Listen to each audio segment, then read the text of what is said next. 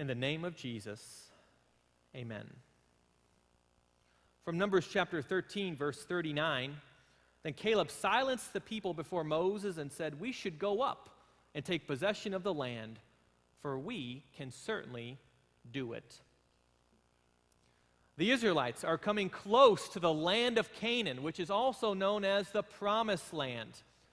In this account, 12 men, one from each of the 12 tribes of Israel, are being sent out to explore the land in which Israel would inhabit. Moses tells these 12 men what they are to look for. Verses 18 through 20 of Numbers 13.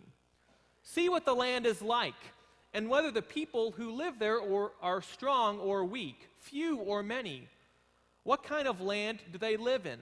Is it good or bad? What kind of towns do they live in? Are they unwalled or fortified? How is the soil? Is it fertile or poor? Are there trees on it or not? Do your best to bring back some of the fruit of the land. It was the season for the first ripe grapes. And so basically Moses is sending these 12 men out and he's saying, check it out for us. Give us a scouting report. Let us know what we can expect, what we can look forward to. Let us know about the people who are living there. Just come back and give us information about the land. They didn't have Google Maps at that time to help them. And so the 12 men go, and they would be gone a total of 40 days. And after the 40 days, they returned to camp with the following report for Moses and the rest of the Israelites. Verse 27, "We went into the land to which you sent us, and it does flow with milk and honey. Here is its fruit." In verse 23, we discover that they reached the valley of Eshcol. Do you know what Eshcol means? Eshcol means cluster. And so verse 24, that place was called the valley of Eshcol because of the cluster of grapes the Israelites cut off there. The 12 men are saying, look, there's a lot of good food here. A lot of good fruit. This land does flow with milk and honey. However, the good report would turn to a bad report. For even though the land was full of food and resources, it was also greatly inhabited. The men continue with their report. Verse 28, "The people who live there are powerful, and the cities are fortified and very large. We saw descendants of Anak there. The Amalekites live in the Negev. The Hittites, Jebusites, and Amorites live in the hill country. And oh yeah, the Canaanites live near the sea and along the Jordan." That's a lot of nations living in this promised land, in this land of Canaan. And as the people of Israel are hearing this report, one of the 12 men who explored the land decided to share his own thoughts. In verse 30, "Then Caleb silenced the people before Moses and said, 'We should go up and take possession of the land, for we can certainly do it.'" Caleb wasn't just someone who is hearing this report for the first time. He was one of the eyewitnesses to this report. Caleb saw firsthand all the peoples and the nations that were living in this land, but he was different than the other 10, 11 at first. He was different in that he had the confidence. He had the courage in believing that Israel would be successful in taking possession of the land that God was giving to them as a gift. But Caleb would be the only one for now. Verses 31 and 32 continue the story. But the other men who had gone up with him said this, "We can attack those people. They are stronger than we are." And they spread among the Israelites a bad report about the land they had explored. They said, "The land we explored devours those living in it.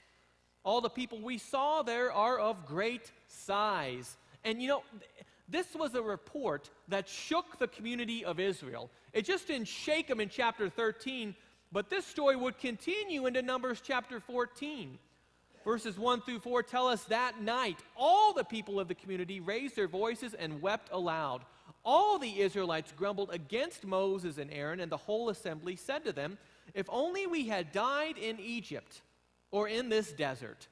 Why is the Lord bringing us to this land only to let us fall by the sword? Our wives and children will be taken as plunder.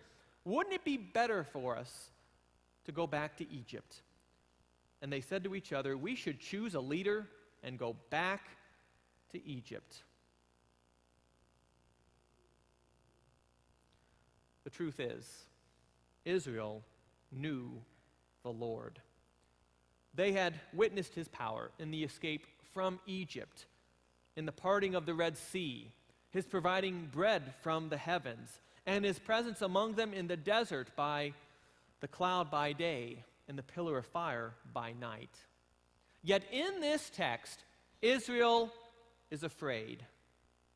Israel is fearful of the unknown.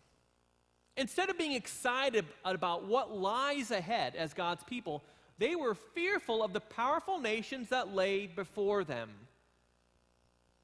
The Israelites believed that they would be better off going back to where they had come from in Egypt than rather proceeding ahead with God's plan, which brought them freedom. Not only was Israel fearful of the unknown, Israel was also fearful of failure. What if Israel went in and tried to conquer the land, but failed? They were fearful that they would lose their wives, their children, and even their own lives. They were fearful. The truth is, though, God didn't want his people to live in fear. How do we know? Let's go back to the beginning of Numbers 13. We know that at the beginning of the text, it was read and it was mentioned again, there are 12 men picked, sent out to explore the land of Canaan. But whose idea was it to send them? We might say, well, Moses sent them. Not initially. Numbers chapter 13, verses 1 and 2, "The Lord said to Moses, 'Send some men to explore the land of Canaan, which I am giving to the Israelites.'" Remember when God delivered his people from slavery in Egypt, he promised to give them a land that was flowing with milk and honey.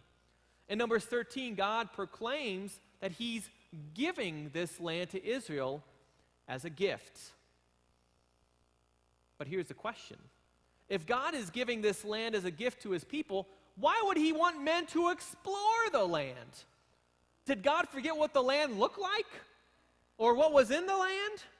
Why would God want his people to see these powerful nations inhabiting the land? Did God want to strike fear within his people?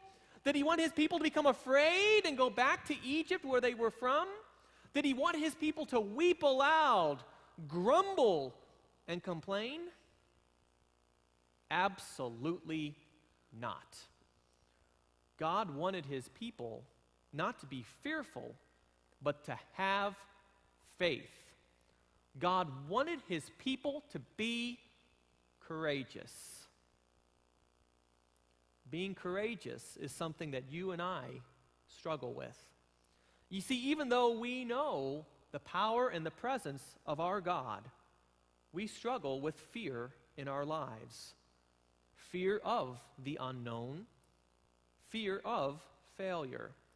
And when we live our lives in fear, the easier it is to lose control of not just our emotions, but also possibly our faith. Let me share an example. Last Tuesday was Election Day. And the guy you voted for might not have been elected to the national, state, or local political office you wanted. What was your reaction? Have you grumbled? Have you complained? Have you worried about it? If you have, you're no different than the people of Israel in this text. Be courageous and hear the words of the Lord. Romans chapter 13, verses 1 through 2. Everyone must submit himself to the governing authorities, for there is no authority, let me repeat that, there is no authority except that which God has established. The authorities that exist have been established by God. Consequently, he who rebels against the authority is rebelling against what God has instituted. Elsewhere in John chapter 19, Jesus is standing before Pontius Pilate, and he's about ready to be sentenced to death by crucifixion. And Pilate asked him in John chapter 19, verse 10, he asked Jesus, "Do you refuse to speak to me? Don't you realize I have power either to free you or to crucify you?" Jesus answered, "You would have no power over me if it were not given to you from above." You would have no power over me if it were not given to you from above. Dear friends, when it comes to our governing officials, may we be courageous and bold to keep them in our prayers, understanding that the authority they have to rule over us has been established by God. God is and remains the ultimate leader of this nation and this people. We put our trust in him. We look to provide.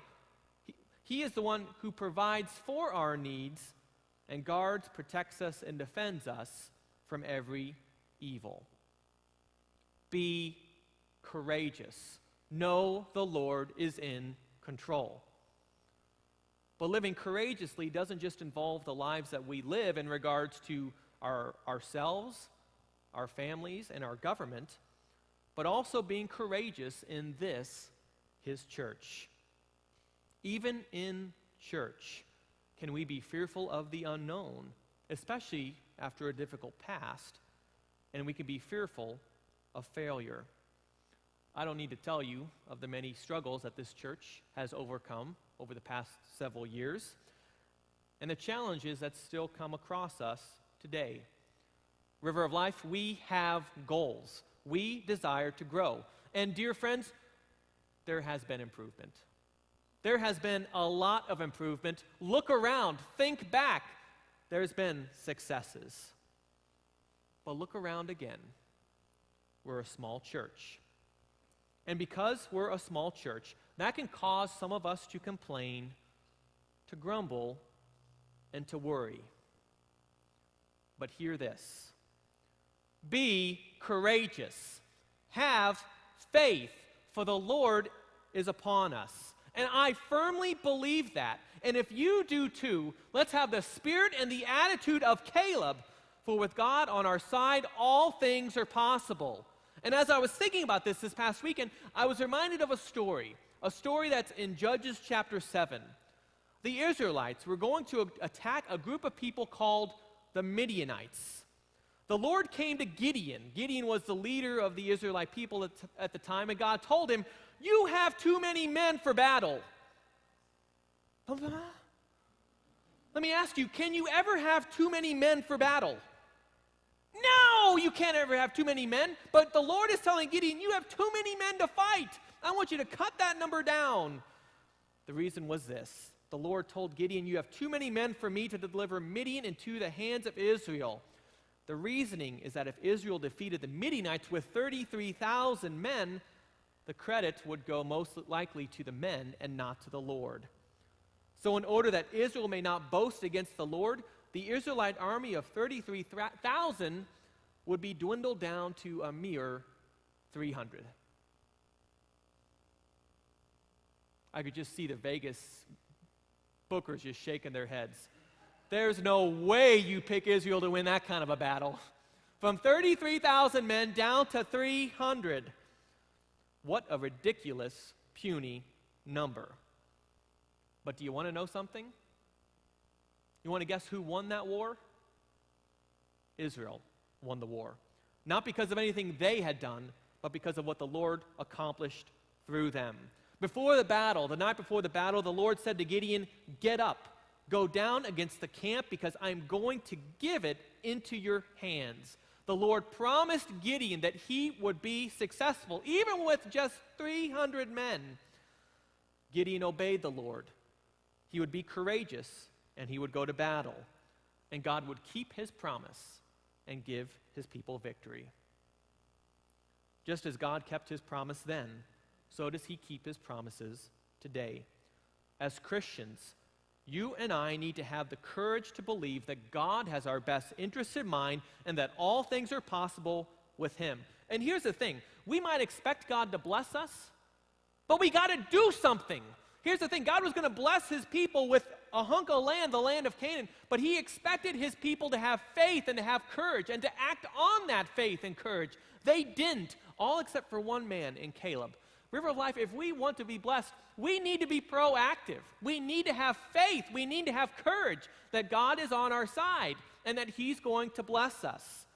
Does that mean things are always going to be easy and rosy and hunky-dory? No, not at all. There will be times when you and I will question the promises in the presence of God. But when we live our lives in courage and in faith, God will bless us just as he did with Caleb. You want to know the rest of this story? It concludes in Numbers 14. The rest of the story goes like this. While the Israelites were fearful from the bad report the men sent out, the text tells us that Joshua and Caleb, who were among those who had explored the land, tore their clothes and said to the entire assembly, "This land we passed through and explored is exceedingly good. If the Lord is pleased with us, he will lead us into that land, a land flowing with milk and honey, and he'll give it to us. Only do not rebel against the Lord, and do not be afraid of the people of the land, because we will swallow them up. Their protection is gone, but the Lord is with us. Do not be afraid of them." So as the whole Israelite community is in turmoil, Joshua and Caleb are saying, look, we can do this. Don't be afraid. The Lord is on our side. Their protection is gone. He's going to give us victory. He's promised us this land. But Israel wouldn't budge. The text would go on to tell us that Caleb's courage would be rewarded by the Lord. Numbers 14:24. The Lord is speaking here. "Because my servant Caleb has a different spirit and follows me wholeheartedly, I will bring him into the land he went to, and his descendants will inherit it." Of all the community of Israel, think about it. There were the other 10 spies. There is Moses, there is Aaron, and there was the entire Israelite community. Of all the people to enter into the promised land, there would be 2. It's not Moses and Aaron. It's Joshua and Caleb. Those were the only 2 men who would live to enter into the promised land. Everybody else would die. Numbers 14, verses 36 and 38. The men Moses had sent to explore the land, who returned and made the whole community grumble against him by spreading a bad report about it.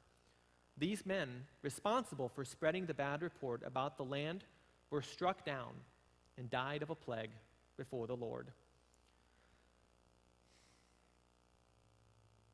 Of the men who went to explore the land, only Joshua and Caleb survived. And you might think this is kind of an awkward place to end a sermon, isn't it? Yeah, I agree. I was trying to work on a conclusion. I couldn't think of anything last night. But I think the conclusion really lies with you and with me. We've been given an example in the scriptures about what it means to have courage. And here's the thing, Caleb was going against the other 10 spies. He was saying, look, I believe we can do this. The Lord is on our side. He's given us good gifts. Did you catch what our third song this morning was that we sang? You are so good to me. We sing that song with our lips, but do you believe it in your hearts and in your lives? Do you have faith and courage that no matter what the circumstance, that God is with you, that he continues to give you his good gifts and his blessings? If you do, River of Life, if we do, we're going to be blessed. We're going to be rewarded. We have no reason to grumble or complain or whine. We don't have any reason to do that because we know and trust the Lord is with us. But it even extends outside this church. Think about the fears that you have in your own lives, those fears which separate you from God, those things which you focus on and worry about and maybe grumble and complain. It's time that we take those worries before our God. We leave them in his hands, but we also trust in him that he knows our best interests and that he's going to bless us. And so just think of the ending of this sermon being the confession and absolution which we'll receive. At this time in our worship service, we spend a couple minutes before God. sharing with him those things that we're fearful of, that we're afraid of, sharing with him those burdens and those sins which we have committed, we come to him asking him for his forgiveness. We take a moment now to confess our sins.